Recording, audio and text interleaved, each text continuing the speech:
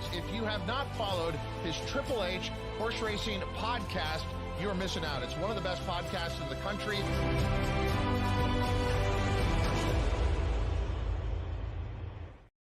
Good evening and welcome to episode 12 of Horsin Around here on the HHH Racing Podcast. I'm your proud host, Howard Kravitz, along with host of Bettin' and Boozin', Mr. Kyle Roscoe. We are here to recap, shall we say, another interesting weekend of racing.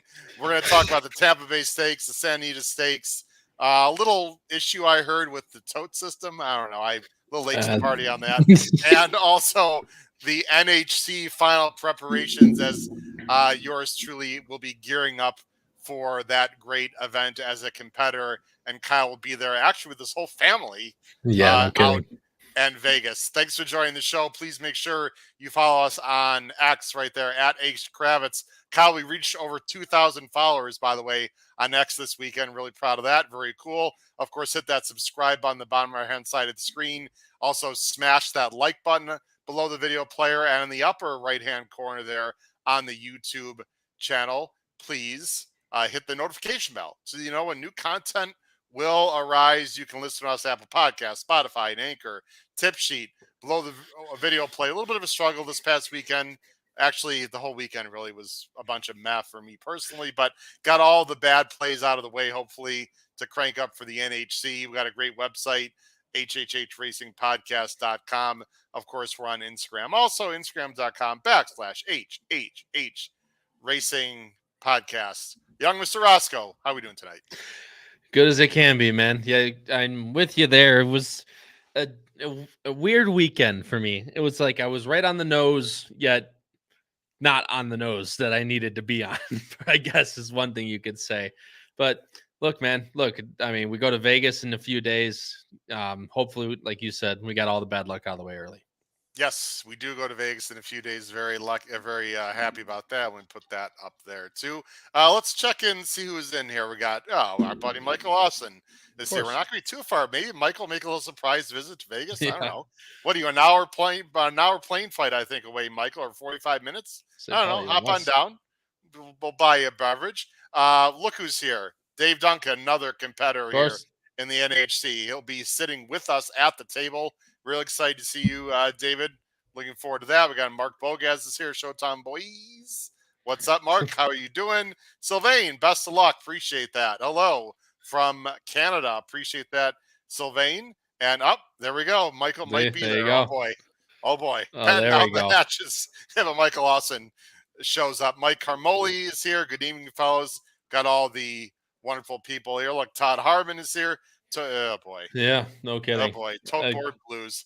All right. We're going to get into it, Kyle. We're going to get right away. We're going to be a little bit quick tonight. So we're going to go ahead and get started. By the way, Racing Downwind wants Paul's rants now. You have to wait till Thursday for that. Actually, speaking of Thursday, Kyle, why don't you tell us what's going on with the hosting and the show situation? I'm assuming you know. Is it gonna be the young guys, or is it gonna be, because I know we were talking about it, because Bettin' and Boozin' going on Wednesday. I actually leave for Vegas Thursday mornings and I drive home. I'm making the beautiful Emma wait until I'm done with the show, so I'll drive back and then we'll fly out of O'Hare. But no, I'm not too familiar about the what's happening with the Thursday show. You leaving it off to the boys? Just a little suggestion. I mean, I'm not married, but a little suggestion: don't make Emma wait too long, too often. Oh, I know. Trust me. She knows what's going on. Like right away. She'll probably sleep on the whole way home anyway. So it is what it is. So Thursday's Picks and Pony Show will be hosted by Pete Visco. Okay. And will be co-hosted, assisted by Noah Maher, and I believe Charlie Freeman, I think, is also co-hosting. And then double trouble. Yeah. I will be just sort of chipping a little bit live, not really talking about handicapping, just saying hello so people can see the NHC room. And if you're available around 5 o'clock local and Paul's available at 5 o'clock local, maybe we'll all be sort of jumping and just say hello from the Vegas Bally's, or the Bally's ballroom for the contest room. You know it well. You were with me there last year. Yeah. Pretty cool spot, right? Yeah, and hopefully we can get another 3-day trip in that room this year as well. That would be very nice. All right, let's jump right in. We're going to talk about First, Tampa Bay. We're going to go right to the Tampa Bay Derby as I'm going to go ahead and bring up on the screen here just a second. Very weird situation. Let's just talk about that first. And I'm not going to dwell on it. We're not going to get into the details of all the nonsense that happened. There was a statement that was put out. People can read it if they want. Let's just go right to the buyers because there's no prices to look at. It was a weird situation. It's really unfortunate, though, Kyle. Yeah. Tampa Bay, especially. I mean, for everyone, but Tampa Bay. I mean, can you imagine? It'd be like us going to the Arlington Million. There's no betting the million. I mean, for the locals, especially, that really sucks. They were able to work out an issue the next day and pay some people or pay people back, but it was 4 out of 5s anyway. Hopefully, it got fixed and won't happen again. But let's talk about the race itself. Domestic product. Chad's got 2. Chad's got 2 in the Derby here, Kyle. A very unusually slow pace, as we see on the bottom of the screen. I'm going to show the replay, and we'll take it about from the half-mile pole on. Your overall thoughts on domestic product with an 82 buyer winning the Tampa Bay Derby, one of the slowest derbies I think last 30 years for Tampa Bay, I believe. Yeah, and this is actually the first time I'm seeing these numbers. And look at those 4 top 4 all earning the same 82 buyer. And I was making a joke with the betting and boozing guys. I was like, it always happens to be where the one race that I am right in, it's the race that goes after the betting is disallowed.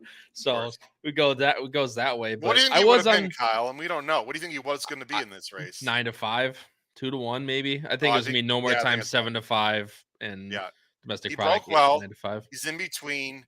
He's in the Klarovich here. I'll tell you what I do like a lot about this race. And I don't know if he's a Derby threat or not. Let me just pause it right here. He's right in here in between. Kyle, I've talked on the show a zillion times, and I'm going to stand by until someone tells me otherwise. In dirt races especially, you do not want to be between horses. There's claustrophobic spots.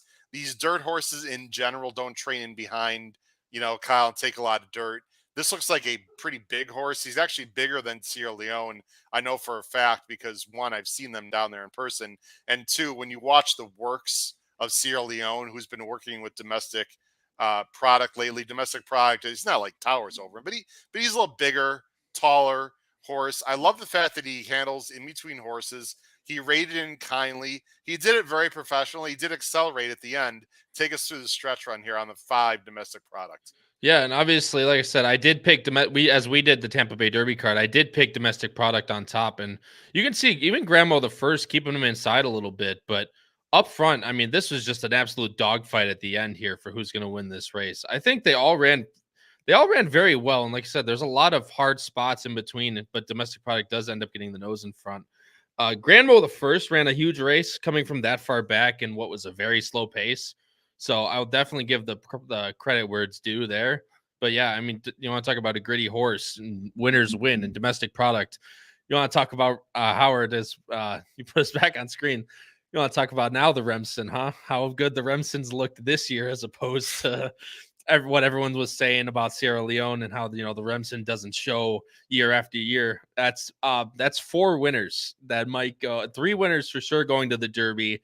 4 maybe depending on what drum roll please does, but I mean that's a huge race right now. I mean it's traditionally has not been a good race for a while. I mean if you go back to the 70s and 80s and even the early 90s everything's changed, but I'll tell you what, that has come back a very very live race. And domestic product is interesting, Kyle. Let's talk about these horses going forward. Well, let's talk about No More Time.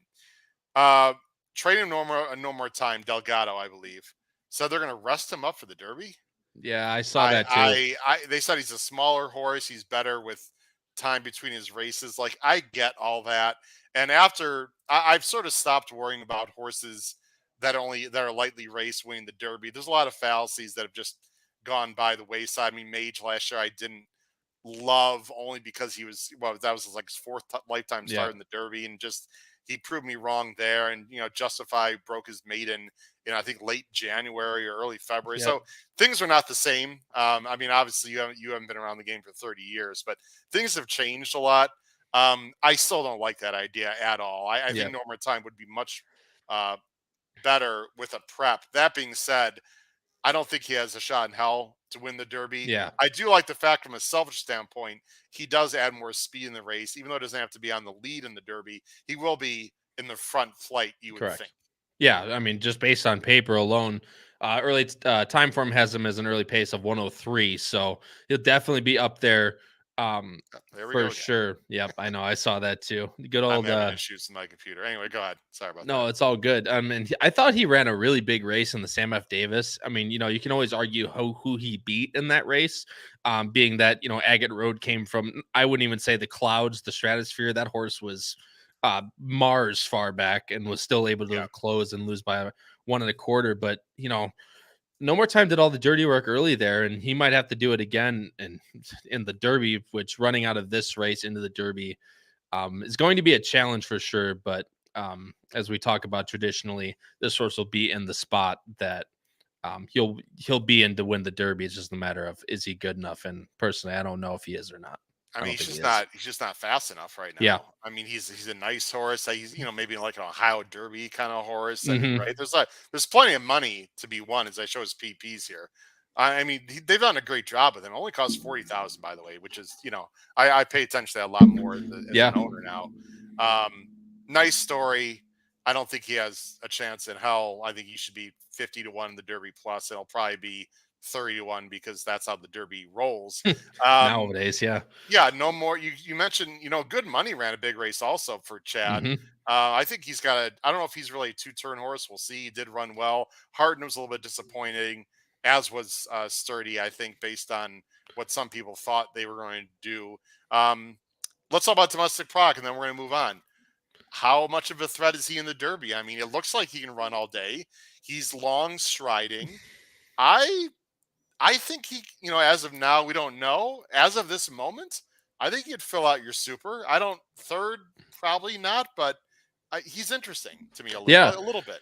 I think it's actually really interesting how, coming down the stretch at a mile and an eighth, how he had that last kick. This horse is by Practical Joke, and just actually that was brought up by Mark Bocaz in the chat of saying not sure domestic product Practical Jokes usually cap at a mile and an eighth, which could be true, but as we all know, Practical Jokes are much better sprinting than they are routing, which is actually really interesting. But that horse, I mean, closing into a pace, not really closing, but still being able to accelerate into a pace that was slow at best, still is one to bat 9. Definitely is a horse that has tactical speed as well. Yeah. I got him. I got to throw this guy up, and you know what? I'm going to put us up because I don't think you really know fully why. I'm not going to get details. Jim Pilars is in the chat in Buffalo. Jim just had surgery. Jim, I'm so glad you're doing better, buddy. Godspeed. We wish you good health. He's back in the chat. He just said Domestic Proc ran so well per Chad Arkley. He was working well with Sierra Leone, and his good race validates the SL form. Absolutely. But Jim, glad you're doing well and continue to get better. And it's glad to have you back in the chat. I will say up on XBTV, Kyle, from 2 weeks ago, so the week before the Tampa Bay Derby, Domestic Product did work with Sierra Leone, and I can safely say Sierra Leone outworked him slightly in that work. And why is that really good? Because Domestic Product, that was his final prep for the Tampa Bay Derby, so you figure he was sort of cranked up, while Sierra Leone was only making his first work back since winning the Risen Star, and he still slightly outworked him on the gallop out. So it's really interesting because Domestic Pride is a bigger horse, but Sierra Leone is just he's a pistol, man. He just doesn't like to get beat. So anyway, any other thoughts on Tampa Bay? Well, let's talk about the Hillsboro. Sorry. Yeah. Nope, you're good.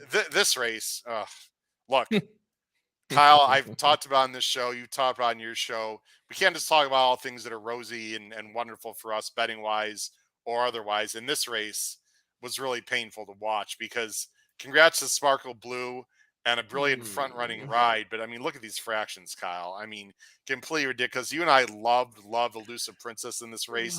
I still love Elusive Princess going forward. I hope she's going to run in the Jenny Wiley at Keeneland because I think she has a big shot to win that race. And in a weird way, Kyle, even though it did hurt me on Saturday, we might get 6-7 to 1 now in the Grade 1 Jenny Wiley against some other good Chads. And that might work to our advantage. I don't know if she's going there, but I am a big fan of Elusive Princess. This was a complete nightmare. We had Junior on the show. Yep. But look, that doesn't mean he's not apt to criticism. I don't know if he was running to instructions or riding to instructions, Kyle, but this was really painful to watch. Thoughts on this race, if you can contain yourself possibly. I might get a little heated, guys. I will say that. Funny enough, I actually mentioned it on the Betting and Boozing show. Elusive Princess is still the largest win bet I've ever made in my entire life. Yep. That was at Saratoga in her first race from overseas. Yep, I liked her too. Singled her that day. And- She was the 7 in this race. Go ahead and talk it through it, because this is a good exercise for inexperienced players or even experienced players on how important pace and trip is. Yeah, and I honestly, I was so upset at the time, Howard, about this that I didn't even notice the fractions until after the race, which I guess then validates what we were feeling in the time. But I want to freeze it right here. Yeah, because go ahead. here's the thing. Okay, I know people are in the chat are probably going to make some comments that disagree with me, and that's totally fine. Elusive Princess, more of a closer. The number 8, Star Fortress, probably a little more of a closer, more speed. Let me ask you a question, Kyle. Okay, you and I have never been on the back of a horse in a race. Never will. Never Okay? will be. Yeah, pretty safe to say that. So, people can say we shouldn't be critical. Okay. Just because you're a closer doesn't mean you have to be further back, no matter, irregardless of the fractions. I mean, here's how I like to look at it. If you and I were running a race against 4-year-olds, okay, I mean, I'm not in great shape. You're probably not in great shape. I don't know. I think we'd win. All right, let's just say we'd win. Okay, they're going really slow. Let's say we are traditionally a come from behinders in a foot race, but we're going against 3 and 4-year-old human beings. I want to clarify that, human beings. Does that mean if they're going slow and it's not a sprint, right? Does that mean we shouldn't go ahead and just take the lead because that's not what we normally do when they're going that slow? I have a bigger problem really with Star Fortress. I mean, why not just take the bull by the horns if you've got that much horse, the 8 here, and go to the lead? Once Junior is here, Kyle, he's a little bit committed to stay there to some extent, unless he wants to make a rush up on the outside, the backstretch. I just don't understand the intent on either the 7 or the 8 unless they're riding new instructions. Okay, I'll shut up and let you go. No, it's fair. If you wanted me to be completely honest, I thought that's what Junior was going to do in this race.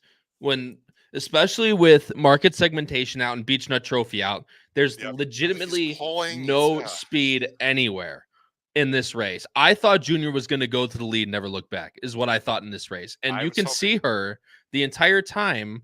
Like, I think 3/4 of the race, she's on the bridle, just pulling with Junior around the track. Like, I just don't understand. Like, the fact that this horse, if you would have told me that this horse is behind Fluffy Socks in this race, I would have called you absolutely effing nuts. She wants to go here. Look at her. If Junior just went, Kyle, and just fucking went for it, I wouldn't have had a problem with that. Even if it didn't work out. I guess they just figured they could just outkick everyone. Yeah, but I guess. I mean, look, and I don't care who you are. If you let any talented horse, and you'll see. Look at what's his face on the outside? This Embrace Me at 60-1. He's still like, well, if no one's gonna go, I'm just gonna go. Yeah, why not?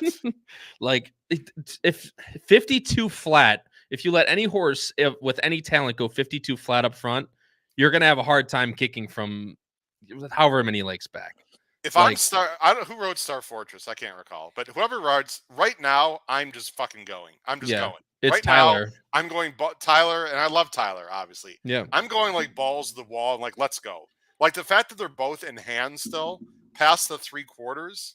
Like, if you think you're the best, like, what are you waiting for? I mean, and now Junior, starts going, but they're all going really fast. So, like, I just, even right here, I thought she was going to win. I got to be honest. And Jorge Ruiz, you want to talk about a confident ride? Sparkle Blue, he got passed by Star Fortress and still didn't move.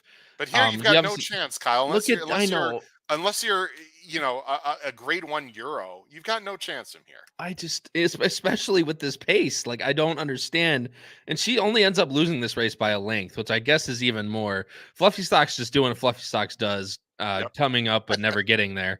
And Elusive Print, God, man, it's so annoying sometimes. And like I said, I'll be completely honest with people. I've ridden a horse once in my life and I got thrown to the ground. That's just the way it is. I'll never get on the back of a horse, especially going 35 miles an hour. But my God, man, like, sometimes Kyle.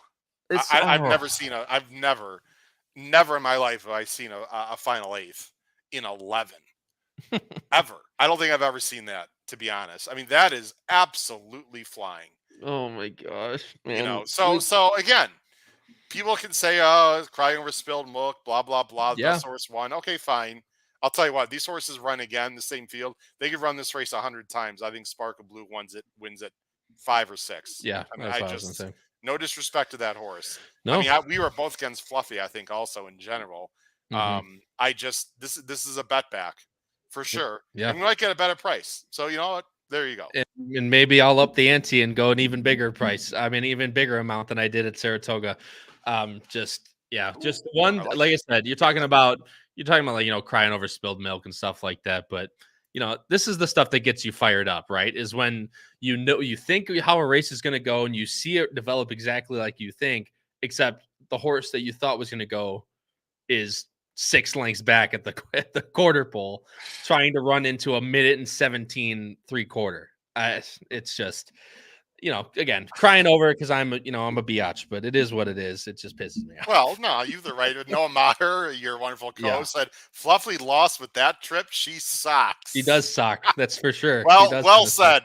Well said. He's a very good horse, but that's a horse that just can never find the winner's circle. Isn't Noah on golf vacation? What the hell are you doing watching our show? You should be out on it's 5:20 out there. It could still with the clocks changing, maybe a little beach time out there or something. Maybe his game's been too lackluster today, so he decided to watch us instead. He had to play some very windy conditions today, from what I understand. I'll tell you what, if it's anything like when we golfed in Kentucky, Howard, I shouldn't be saying that, but whatever. What it is. He's pretty damn good. He's a good golfer. He's good. Let's see. Robbie Courtney's here. Nice hat, Kyle. Yeah. See everyone at the NHC soon. Oh, you know what I should have done? Oh boy. Yeah, I knew that was coming. You know what I've got? I'll say it on air. People that are at NHC, I just picked up today. Kyle, do you know what I picked up from I do know what you picked up. Print shop today? Should we say or should we save it? I don't know. I mean, you could say we have gifts for people if they're out there. I'll tell you what, if you see us at the NHC, I've got some free merch I'm passing out. Everyone heard that. Free merch. Now, there's only a limited amount that I'm bringing because I'm not bringing a suitcase. First come, first serve. If you find us, I got a little free merch for people at the NHC. So I went a little nutso on the merch this year, but that's okay. Actually, you know what, Kyle? I might as well say it. First of all, we got a ton of people watching. Thank you very much. Thank you to everyone watching, listening. Spread the word. Really appreciate it. If you bought merch from our online store, I just talked to the company today. They're a little behind with what they're going to be shipping out. You should get your merch. I don't want to put a number. I would say about 2 weeks. It'll definitely happen in March for sure. You will get your merch, but there's a little bit of delay. And so just be patient, everyone. If you bought HHH Racing Podcast or B&B merch and B&B merch. Anyway, the merch that I got picked up today that might be tossing out for free a little bit for people that see us looks great. Kyle, I should have brought it with me, but I've got it in the other room there. So anyway, Tom Espinosa wants to drive to Vegas, not too far for that. Well, listen, it's not, how do I put this? The merch would be valued under $10, so don't get too excited. I'll just leave it. It's more of a not trinket. handing We're not handing up like, it's really trinket. I don't know. But it's like, it's not tchotchke, but it's no, it's not tchotchke. But it's good stuff. Look, you'll enjoy it if you do come because it pairs well with Vegas. Let's just say that. Well, it pairs well with the Bet and Boozin' show. That's right. That's what it pairs well with. All right, let's get on. Benny Betts, thank you. You said good luck at the NHC. Appreciate that. I'll be playing in the Thursday last chance to try to get a second entry. I already have an entry in the NHC. Mark wants to know if there's going to be free merch of the OTB in Oak Brook. Yes, actually. Yeah, there will. We are doing a show, Mark, by the way. I don't think it's been officially announced by Hawthorne, but we are doing a pool party at, I think it's going to be at Villa Park on April 6th, I believe is the date. But information coming on that. All right, let's get into San Anita, Kyle. And there's a horse in this race, there's a horse that ran on Saturday that I am very safe to say is the best three-year-old filly in the country, and it's this horse. Kinza was just fantastic, and I know it's California, it's speed favoring 2 turns. She looks really talented and really good. As we all know, she's not going to be running in the Kentucky Derby, or excuse me, Oaks, not the yeah. Derby, not the Oaks either. Although the way she's Correct. running, maybe she would be a threat in the Derby. Who knows? There's not really much to watch here, but we'll go ahead and show the replay. She's the 4. She's just really fast and really good. Just typical Bob Baffert. I will admit, Kyle, I was trying to beat her in this race, but no one really challenged her. Maybe just no one is good enough to challenge her in this race. The 2 here, Shiloh's Mistress, was my play of the weekend. In general, you would think I'd love this trip, but she's more of No, a yeah. closer, and they went 22-2. And I thought she'd be more back here, Kyle. So she really had no excuses, though. She just wasn't good enough. Kinza is a serious 3-year-old filly. Well, and I'll tell you what, it's kind of a breath of fresh air in the 2-year-old and the 3-year-old filly division, right? Because we really haven't seen that type of standout horse. And granted, this one won't be running on the first Friday in May, but this is kind of that filly that needed to take a step up here, and she definitely did. I mean, not necessarily coming home in the fastest fractions by any means, but still, I mean, just powering away from this field. She does it professionally, like a lot of these Bafferts do, straight to the lead and never look back. Definitely a good sign for things to come, hopefully, for if Kinza, as long as she stays healthy. Yeah, she's cantering home at the wire here. Yeah. It was one of these fast early, sort of slow late races. She got a 92. I mean, not blowing you away for, by any means. Where's the ring second? She's a Tempest third. Cal, she's the kind of horse, though, I will say, and we'll never know. She's the kind of horse I would still try to beat in the Oaks because it's a long stretch. It's a 1.125 miles. If there was other speed in there, I mean, I wouldn't be betting her at 8-5 in the Oaks. I can tell you that right now. But in terms of going forward, the sky's the limit. It'll be interesting how far she wants to stretch out, Kyle. She is very precocious. Sometimes these horses don't work out great come like Breeders' Cup distaff time and whatnot. She hasn't really faced anything particular. She hasn't faced a Tarifa or an Intricate, or Right. there's some decent East Coast fillies. It just seems like right now she's just destroying these fields out west. There's really no competition for her out west at all. Yeah, and obviously, like I said, that'll be very interesting, especially without the like I said, the first Friday in May, where she'll go next. I'm assuming she'll just run another race on the West Coast, get basically what's free money out there for her to take, and then try and see if she can go somewhere a little bit, maybe challenge a little bit of East Coast talent. But it's definitely going to be interesting for her going forward. But yeah, she definitely looks way the best out there right now. She was really talented. And the other race we're going to talk about, then we'll talk a little NHC, was the Grade 1 Beholder Mile, named after, of course, one of my favorite mares, Beholder, who I had a dollar pick for that was alive to when she won the Breeders' Cup Distaff in one of the most thrilling Breeders' Cup races ever. I still remember that with Gary Stevens. It was just an unbelievable race, beating Songbird by a hair. Some people think she still lost to Songbird, but anyway, that's a story for another day. You want to talk about talent? Sweet Azteca, who I have to admit I was a bit against. I thought this was too tough a spot, maybe. Boy, she stuffed me, no locker. Won at 3.4 to 1, paid 880. I was a little bit against Adair Manor in this spot. I liked Coffee and Bed as a big price. She was just too far back. Like I said, a lot of my sort of clever long shot pins just didn't work out. It was a bit of a chalky weekend in general. When that happens, that's in general not good for me. Adair Manor just, ran just fine. I was a little surprised how passive Adair Manor was early. She just gave up the lead. I know she was a little coming off the Breeders' Cup, but she's the 2 here. Just gave up the lead and let Sweet Azteca go to the lead. And I thought maybe Adair Manor would sort of rush up a little bit and try to get to her flank, but she let Green Up do that. So what the 3 did is sort of what I thought the 2 would do. Adair Manor just doesn't pass, Kyle. She just doesn't. Yeah, and that's that's what we think. And I don't know if it was completely, like I said, under instruction or whatever, because if they just thought they were better than this field. Yeah. But I'll tell you what, Howard, Sweet Azteca might be 8 times better than you thought, as you put it on the show. She ran huge. There's no going about it. Granted, she had the lead by herself, which actually, you guys were talking about pace pressure. Timeform had her on her own. They didn't think Adair Manor was that fast front, and I guess they were completely right. And you could see she kicks away really well down the stretch, but Adair Manor is going to try and catch up. I should say, for me, and this is just my opinion, if Adair Manor is all that and a slice of cheese and a Grade 1, she runs down Yeah. Sweet Azteca. Like, to me, a Malathat or a Clarier would run down this horse. Just my opinion. Adair Manor is really nice, but she's not a superstar. I think that was proven out, like in the Breeders' Cup. I just don't think she's a mile and an eighth horse. This was only a mile, though. You know what I'd love to see them do with her, Kyle? Adair Manor, she ran perfectly fine. Yeah, she I'd ran like to well. see her cut back and like run the Breeders' Cup filly and mare sprint this year. I don't know if they're going to do that. I think that'd be the most wise choice, in my opinion, assuming she holds her form. She just doesn't want to go past a mile and 16th. She's not as effective. Yeah, I mean, like you said, this one was at a mile, and of course, Santa Anita mile is 2 turns. But Right. like I said, she ran perfectly fine. Like, she ran really well. Just a bang up race from Sweet Azteca, who's a very nice, improving, lightly raced filly. And granted, this is only her fourth start of her career, but a third start in her 4-year-old campaign. So she could be one to look out for, especially if she continues to improve on the trajectory she's at right now. I have to say, host fails. First time I'm seeing the buyers, actually. That's big. I didn't know it was that big. I mean, Adair Man ran a 102. That's pretty big. But again, Kyle, we talk about trips over and over.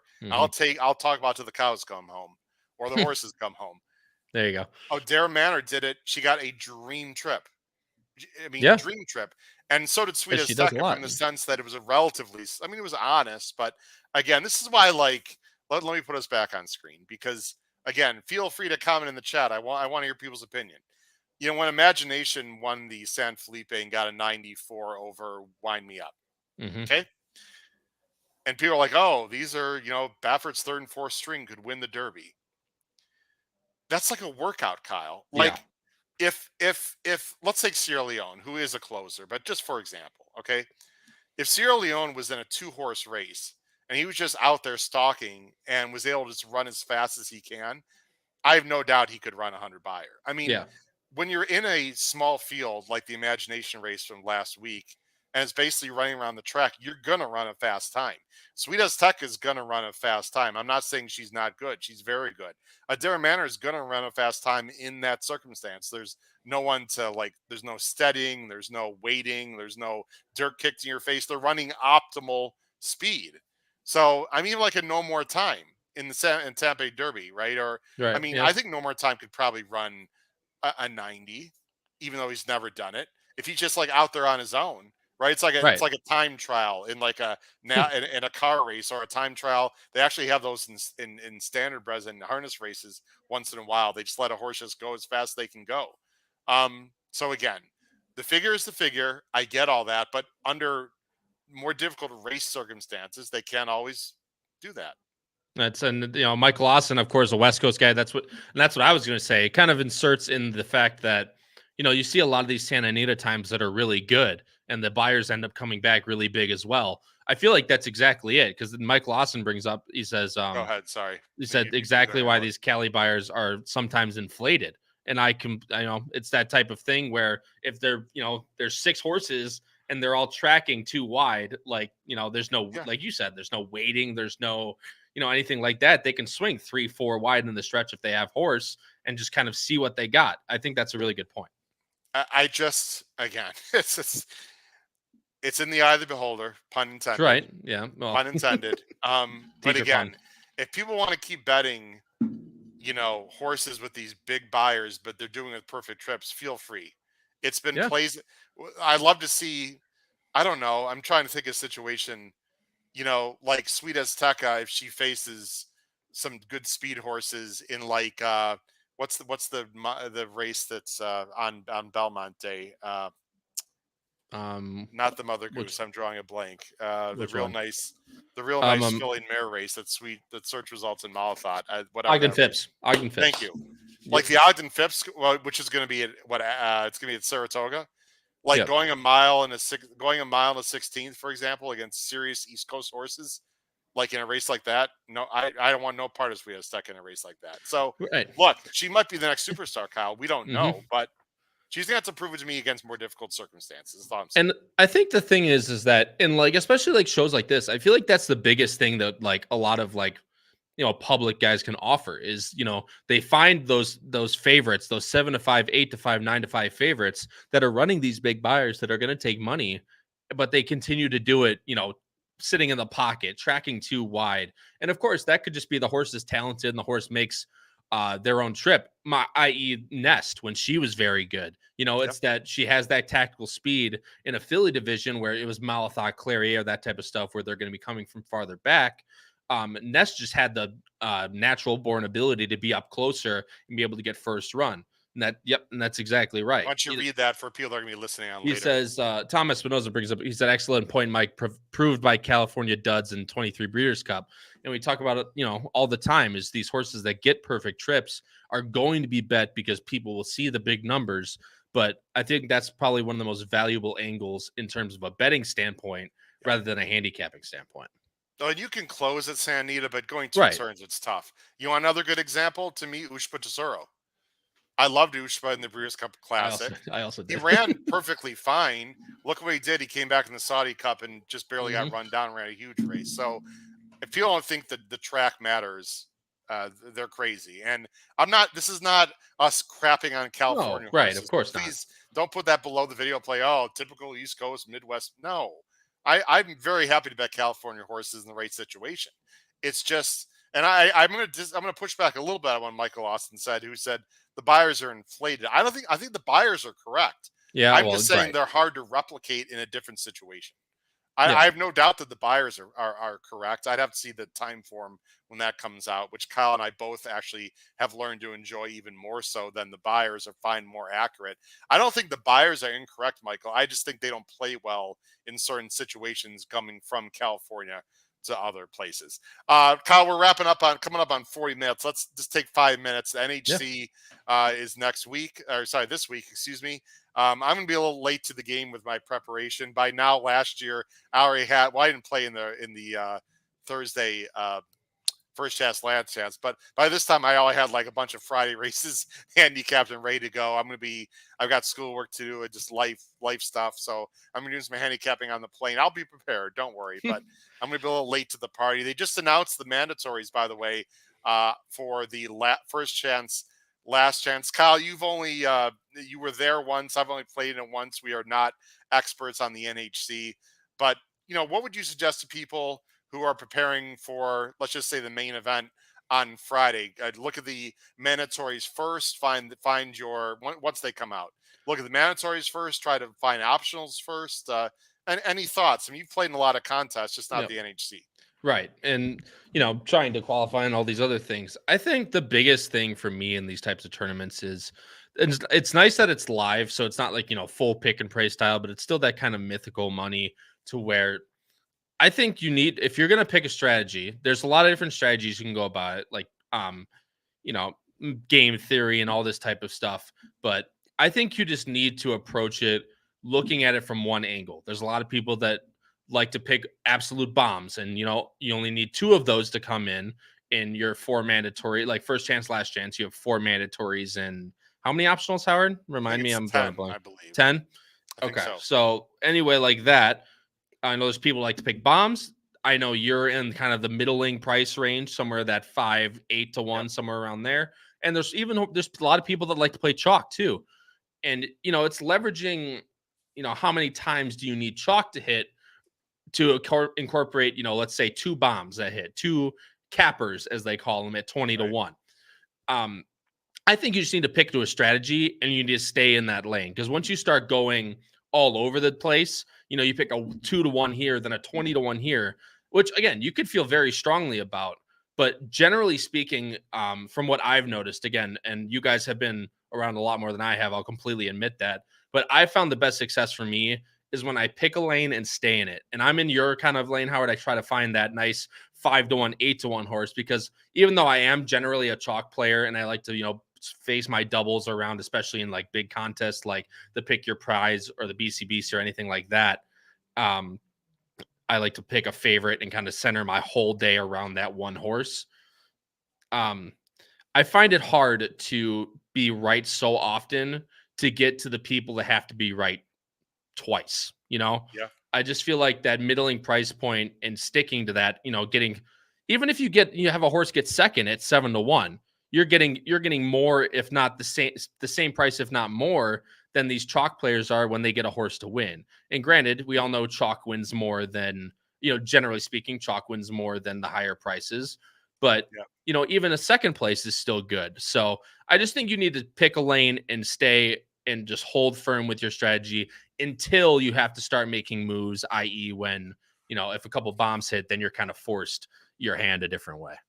Look, there's 14, I believe it's 14, 10 and 4. I got to look it up. But Justin, look who's I was going to Justin that's Musari. What's up, Justin? Thanks for joining what's the up, show, man.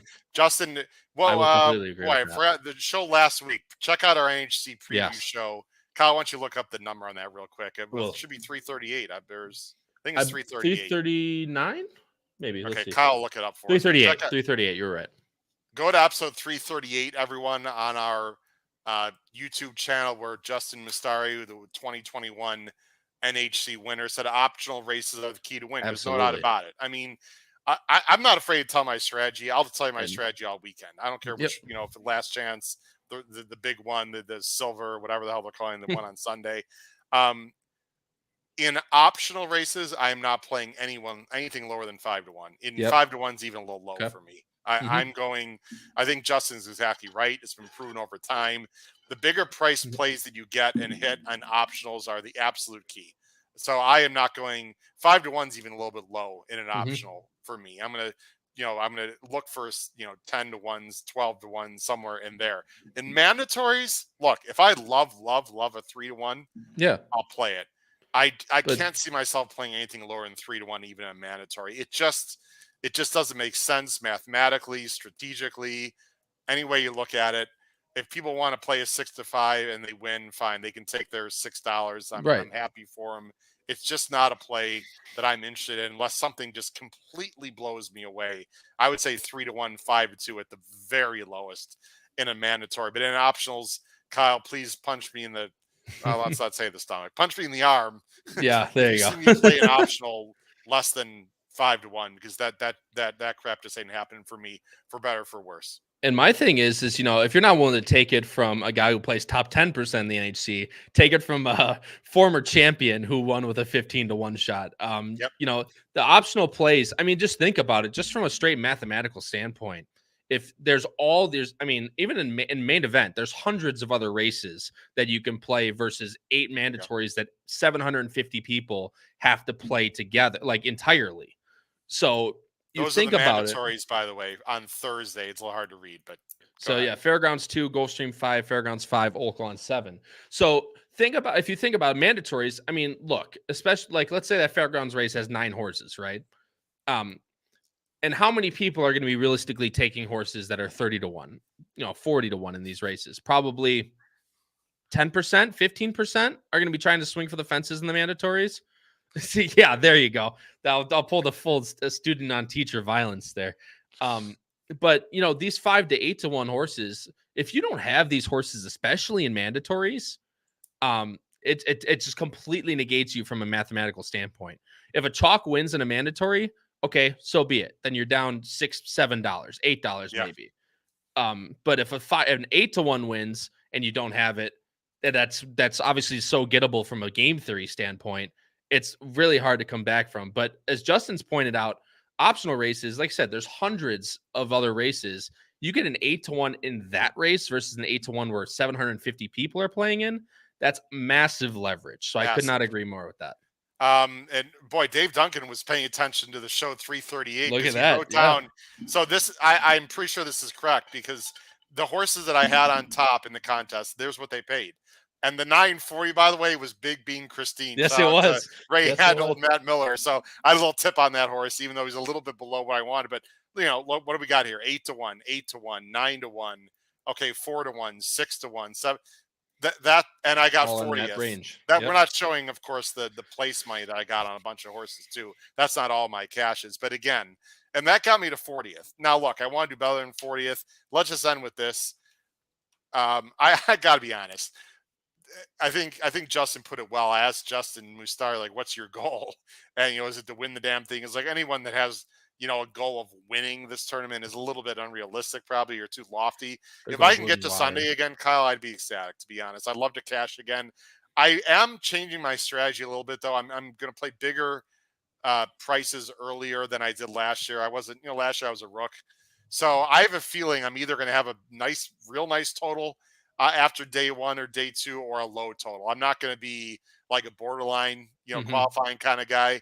If I get to Sunday, I want to be like in the top 25, going into Sunday instead of, 70th and barely getting in. Right. So I am going to be more aggressive. It may not work out. It might work out.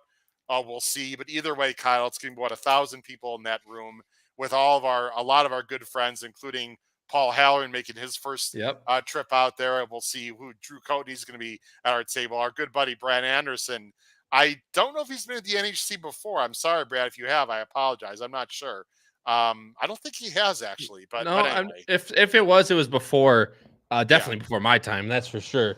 But I mean, look, man. Look, what's better time than spending 5 days in Vegas with your best buddies? I mean, and with a horse racing tournament thrown in there, of course. But these all the dinners with all the guys, just the general camaraderie, especially of that room and the mandatories when you get, like I said, 1,000 people yelling at one TV for your horse, for one horse that's 2,000 miles away to just get up, please. And there's a bunch of clips of us in those NTRA videos on YouTube. And I love how my favorite thing is I'm a yeller. I'll admit it. I like to yell at the TV. There's three guys around me. It's Drew, Howard, and Matt, and they're all like Drew has his Heineken in his hand here. Howard's staring up, it's like stoic at the thing, and I'm sitting there like this, snapping and yelling. Snapper going. Oh, I'm gonna be pretty. I'm gonna mellow out a little bit. I'm pretty quiet. I mean, you've been with me a lot for races. I'm pretty quiet in general, maybe until the stretch. I'm gonna be a little more mellow. I'm gonna pace myself, man. And I know this is breaking news to you, Kyle, but I will be spending a little bit of time at the 2-5 no limit hold'em table for sure. So as long as there's one session of 1-3 with me, I don't care. That's fine with me. Of course, man. That's all right. Let's bluff your ass off your yeah. When that flush hits on the river, I'll put down a hunt on, see if you can call that with your Still one of the most nerve-wracking things is when I check. Even though you'll have ace high, but you don't know that, so it's all good. That's right. Yep. And then I'll just be mad at you for the rest of the trip. Kyle knows I won't. Kyle knows I won't bluff him off a hand. There we go. Wow, that's the first time I've seen that on your end, Kyle. Any last thoughts as we wrap up a fun episode 12 of Horsin Around, getting ready for the NHC? Your show is Wednesday. Ben, what are you guys covering Wednesday? We're covering Oaklawn Park. They have a very good late pick 5 that we're going to cover, and maybe look out for a special taped episode of myself on Betting and Boozing covering a very special card in Arizona coming up on Thursday. Turf Paradise, everyone. Yeah. Don't laugh. Turf Paradise has 5 stakes and a real nice card on Thursday. Wait, I'll be at the NHC last chance. A little late pick 5 all stakes on the side. There you go. In Arizona coming our way, maybe. Hey, before dinner, there's nothing like it before dinner, man. I'm in. Go. Kyle, final thoughts, and we'll wrap it up. No, man, it's like I said, this last weekend was actually very competitive racing. There's a bunch of favorites that did end up winning, but when you get very competitive races, it's always fun to watch no matter the quality of the horse. And coming up on this weekend, guys, even though there's no big stuff, obviously the NHC, and just getting to see all the good friends again since first time since the Breeders' Cup. So in a few months, it's going to be fun no matter what happens in the tournament. So just looking forward to it.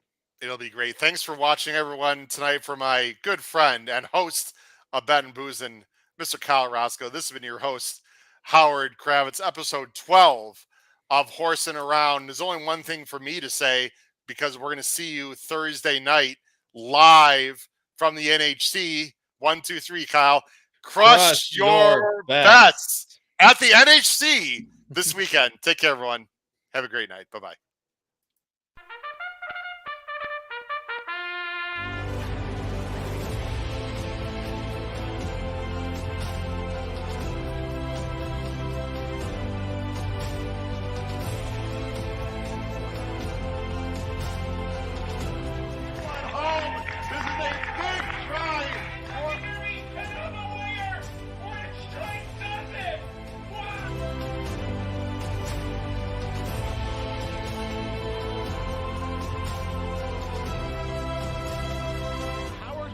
If you have not followed his Triple H horse racing podcast, you're missing out. It's one of the best podcasts in the country.